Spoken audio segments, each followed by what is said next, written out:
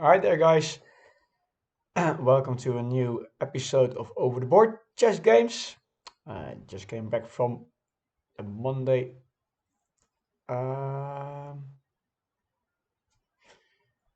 tournament. How do you say this? There's a different word for it. Anyway, competition. It's the Monday competition. It was round 9. And I was ranked number 17 out of 35 people. And I played an opponent who was rated number 13. Yeah, I think it's quite a good player. Not obviously the best of the competition, number 13, but still it's a solid player. And nice man, 80 years old or young. And yeah, let's see what happens.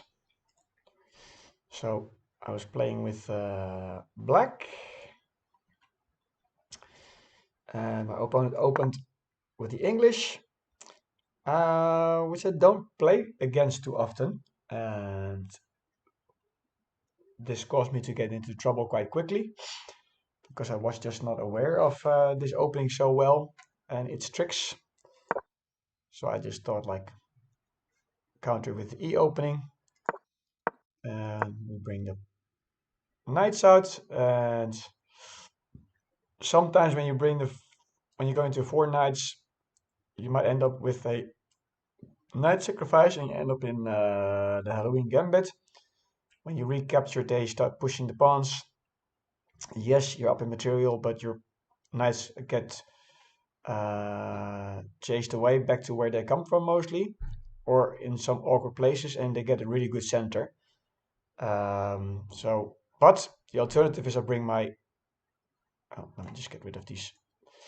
An alternative is like you bring your bishop out, but then they might sacrifice their knight once again, and if you recapture, you end up in a fork. Yeah, so it's a tricky opening.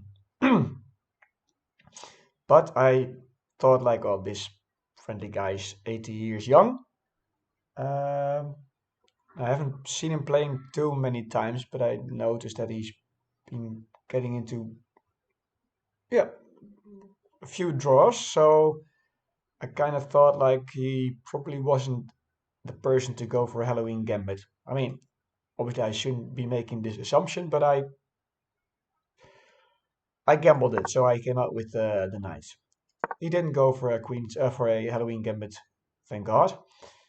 And but now I thought like if I go out with my bishop, I'm still potentially getting into like a. If I bring up my bishop here, I might still go into a fork. Like you get this situation. They capture, you capture, and you get forked. Um, so I don't really wanted that.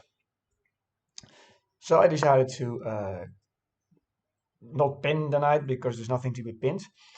And this is where I made a mistake because I just didn't realize the strength of this pawn being here with the English opening, because he straight away pushed, which is a mistake because obviously I did consider it.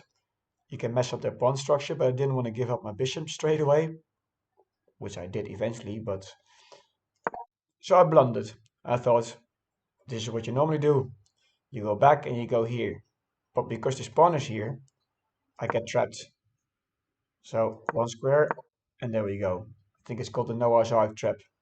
So yeah, good thing to remember if someone plays the c pawn against you, like the English opening, be aware that your bishop might get trapped if you bring it out. So I learned it the hard way. So got one pawn for it, and but I told myself just be calm.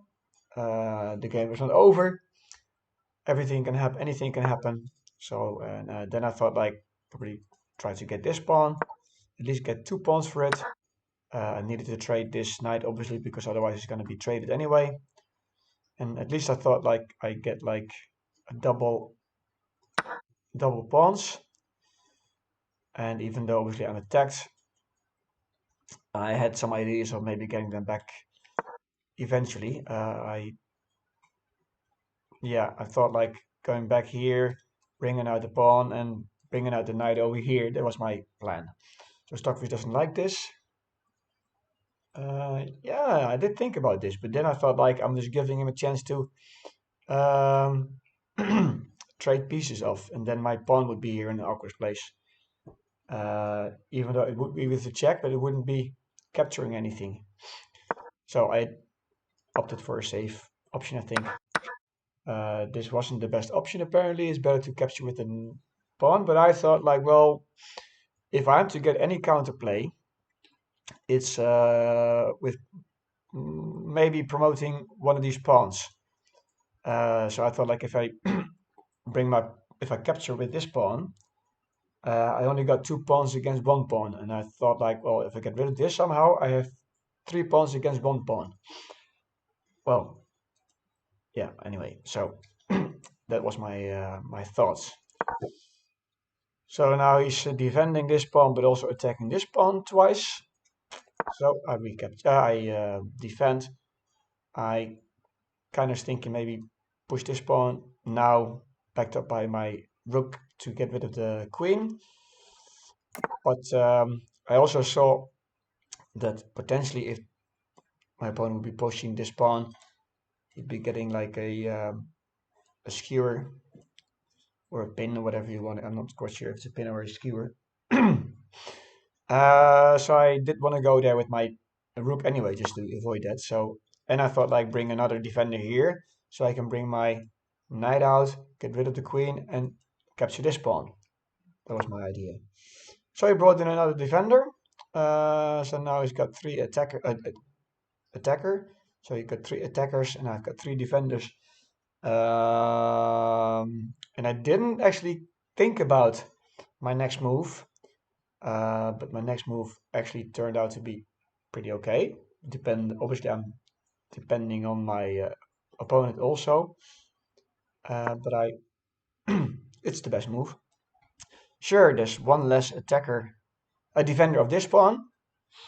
That's what I didn't consider, and I moved it here, and I saw. Oh, hang on, he was thinking quite some time, maybe 10 minutes. I thought like, yeah, I'm attacking the queen, but he can also maybe grab this pawn and attack my queen. But luckily he was thinking quite some time, so I could already think like, okay, if he captures, I can recapture, and if he captures, I can either recapture or recapture, and I have my piece back. And if he doesn't, if he moves here, I thought, oh, I'm gonna follow all the arrows. I thought like if he goes here with the queen, I can grab the pawn, chasing him again. And we still be in the same position that he might. Oh no.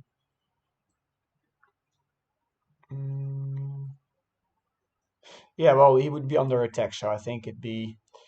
Yeah, I don't know. Anyway, he took, which I did consider, and when he picked up the bishop, I was like, oh yes, good stuff. He is giving me a chance to get back in the game. I mean, I was down by 3.5 points, and now we're equal. Actually, I'm half a point ahead because now I capture the queen and recapture his bishop. And yes, he got a pawn, which I got in my bishop sacrifice, so we're dead even and immaterial, but I'm slightly up. Maybe because he's got double isolate pawns, and 1 isolate pawn. Yeah, so I was feeling quite happy, and obviously had to move because this was under attack. Yeah, I considered this, but I wanted to avoid him to come over here, which apparently I shouldn't have.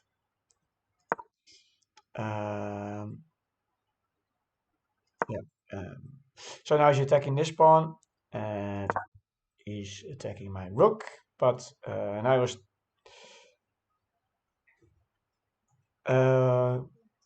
considering my both options. Take it. Well, there's actually 2 options: take it or not take it. But with taking it, he can recapture with the knight, or you can take with the rook. The first thing I noticed that if I don't and I go here, I'm actually obviously preventing my bishop from coming out, and I'm also my knight is quite stuck. So I thought that's not such a good option, and so I forgot about that option. So I thought, like, if I take, if he recaptures with the knight, I can go here with my knight, preventing defending this square from the rook. And if he captures here, I can just bring my bishop out. I'm not sure if I was thinking about here, but obviously not pinning anything. So I thought it was safe to bring it out here, which is a slight inaccuracy, I think. But anyway, I chose for trading some stuff off. Yeah, he wanted to go over there, because I think if you bring out your knight here, it's got an awkward square. But then I bring out my bishop here and defend this pawn with my rook. But it's a lot of hassle. And this is an inaccuracy. Yeah, yeah. Okay, I was considering a few things. So if I would have done this, it's just trading off pieces, and my opponent can't go here with the rook. Yeah, okay, that's fair enough. And then I can swing over my rook here to prevent. So that would have been better indeed. But I didn't. I brought it out here, which gave my opponent the chance to get some to win a pawn. Because if I defend with my rook, he's going to bring his bishop in, and now he's got two attackers. And yes, I can move, uh, but I'd be losing a pawn anyway. So I thought, like, I thought I saw a trick.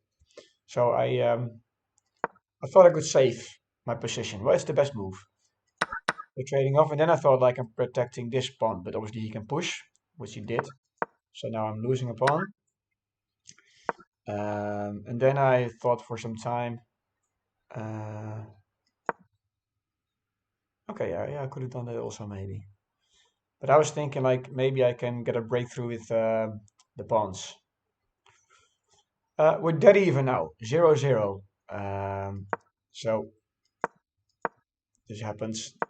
Then he stepped here, and then I I said, "What do you think about a draw?" And he said, like, "Well, officially you can only offer a draw when you've made your move." I think that's what he said. I'm not aware of these exact rules. And I said, "Okay, well, yeah, well." But then he started thinking, and he agreed on a draw. And I told him, like, in all fairness, that we both have chances, but we're both also under pressure. I mean, I could maybe potentially get a pass pawn, or but I also saw, like, if I move my knight here. So this is the draw. So, and then we continued playing. So we accepted on a draw, and then I thought about sacrificing my knight. Let's see what happened then. What would have happened? No, no. Not like this. This? No. No, I did. I said I was considering sacrificing my knight to maybe get a pass pawn, but then also told him I probably wasn't going to do it. Probably was going to play this, which is an inaccuracy actually. And then I think he played this, and then he played this. He was actually up 2 points again here, so I didn't do the right thing. And now I moved here to defend this pawn. Okay. some mistakes here, and then he pushed the pawn, and then I decided to, what did I decide to do? Yeah, I went here. Pawn took, I took, and he went here, and then I went here, and oh, okay. And there we left it because we both thought this is not gonna end anywhere, but because he said like I can push here, but then I can. Okay, so he missed some things also because then I can go here, and how can he defend this with his knight? I don't think he can. Yeah, yeah. I don't know what he would have done. Maybe he would have started pushing his pawns here or something, maybe already to get some play, and then I would have captured, captured, captured, and then it's 3 pawns against 2, and it's dead even. So we were happy both that we decided to agree on a draw. So this was my game of today. I hope you liked it, and if you like these videos of over the board games, please consider subscribing, and don't forget to put the notification on that you want to be notified on all new videos so you don't miss out. I also do some online games, so I do them both over the board and online. So yeah, and if you like these videos, give it a thumbs up. If you have some comments, leave them please. It's a very small channel still, so any interaction is helpful for yeah, just get some interaction, but also that I can be found a little bit easier. So thanks for watching and see you next time. Bye.